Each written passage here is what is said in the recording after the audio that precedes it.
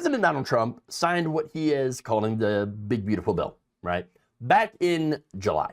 It's the One Big Beautiful Bill Act, okay? And let me tell you, there's absolutely nothing beautiful about it. I think you already know that. It's nothing beautiful about watching millions of Americans lose their food assistance while billionaires get massive tax cuts. And now they're making hungry families, after the government shutdown, they're making these families jump through even more hoops just to prove that they deserve to eat. So Agricultural Secretary Brooke Rollins, the Trump appointee, who has absolutely no business running a food program, just announced that all SNAP recipients will have to reapply for their benefits now that those benefits are being restored after the government shutdown. Why? Well, she is claiming that she found 200,000 people using deceased individuals' social security numbers, signing up for food stamps across 29 different states. Now, I'm pretty dubious about that. I don't believe anything that comes out of this administration because they lie, okay? Now, here's the thing. Trump supported this move, saying that SNAP numbers are, quote, many, many times what they should be. I actually partly agree with that because, yes, the number of people on SNAP is pretty high. 42 million people. There shouldn't be that many people on it. I think the people that are working, you know, shouldn't be paid such low wages that they have to be on food stamps just to survive. That is one of the problems here, okay? But that said, most of the people who are on the SNAP program are people who are elderly, disabled, children. And again, people who work but don't make enough money to be able to afford food, okay? So now, they want you to believe, though, in this administration, that there's massive fraud. No, it's not.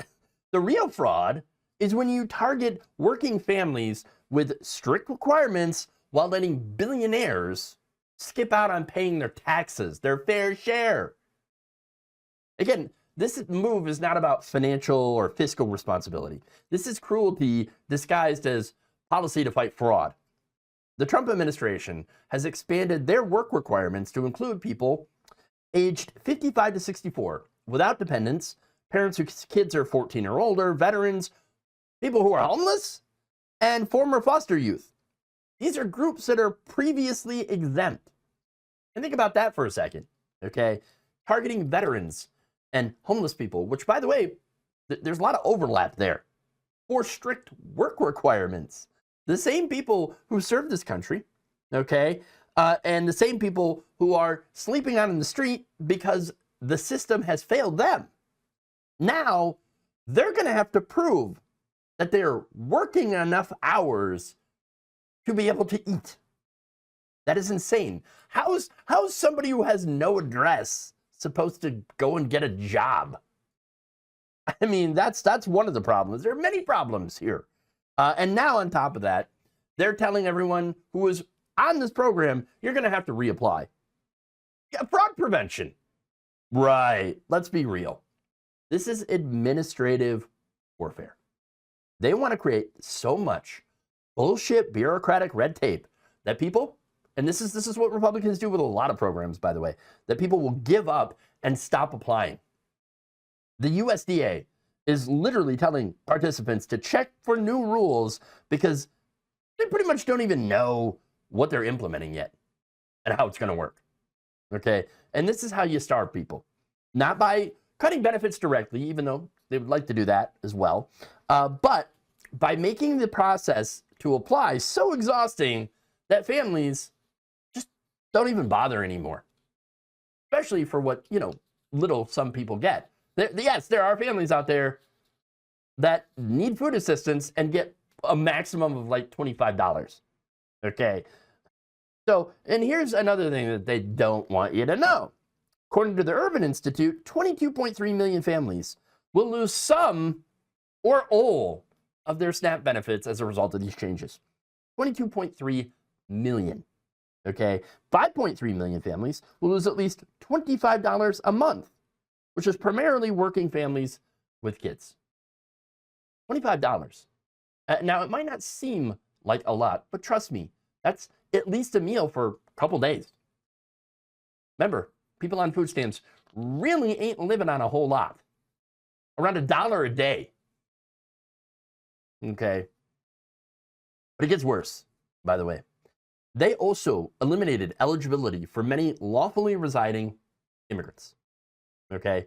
And so, yes, there are states that will allow legal immigrants to be able to get some assistance. Not federal money, by the way. But there are states that can do their own rules on some of these programs to let some people be able to get food. But we're not just cutting food assistance, or say the Trump administration isn't just cutting food assistance. We're actively choosing to let vulnerable populations starve for no reason whatsoever. And you know what this is? This is Project 2025, okay? They're not just cutting social programs, okay? They're dismantling the social safety net, piece by piece. They know what they're doing, okay? This bill reduces SNAP funding by at least $120 billion, while simultaneously raising the income limits just enough, claim that they're helping more people, really. But the stricter work requirements mean that fewer people actually qualify. And now they're claiming, oh, we found 200,000 cases of potential fraud. And so the solution is to make 22.3 million families prove that they're not criminals just to be able to eat. That is not fighting fraud. That is weaponizing bureaucracy against the people. Picture this, a 58-year-old grandma who lost her job during the pandemic, trying to feed her family while being told that she needs to work 20 hours a week to qualify for food assistance. Or a veteran dealing with PTSD, forced to prove that he's working enough to eat. A single mother's 15-year-old kid now makes her ineligible for benefits. This is what we're talking about. This is real people. This is working people. People this administration claims to represent while actually starving them. And by the way, 200,000 potential fraud cases. Sounds like a lot, right? Out of how many SNAP recipients? Roughly 42 million people. So what we're talking about is less than half of a percentage of potential cases being fraudulent. Potential. And yet their solution here is to make millions of Americans, millions of families, jump through hoops just in case. I mean, come on. Meanwhile, Trump Organization had been found guilty of tax fraud to the tune of $2 billion. Why isn't anybody making Trump reapply for his tax cuts? The one big, beautiful bill is beautiful for one group of people. Billionaires. The ones who get tax cuts while working families end up losing their food assistance, as well as their Medicaid as well. These people expose themselves every single time, this administration, when they target veterans and homeless people and add in work requirements, when they cut $120 billion from food assistance while giving tax cuts to the wealthy, when they make it harder for families to feed their kids. This is a great example of what happens when you put Republicans in charge. If this video helped you cut through the BS and see what is really happening, then smash that like button. Every single like pushes back against the right-wing propaganda machine. I can't do this work without your support. So please check out my Patreon. Link is in the description of this video. For a few bucks a month, you can help keep this channel independent from corporate BS. So hit subscribe, hit that notification bell, and let's keep fighting for democracy and against fascism together.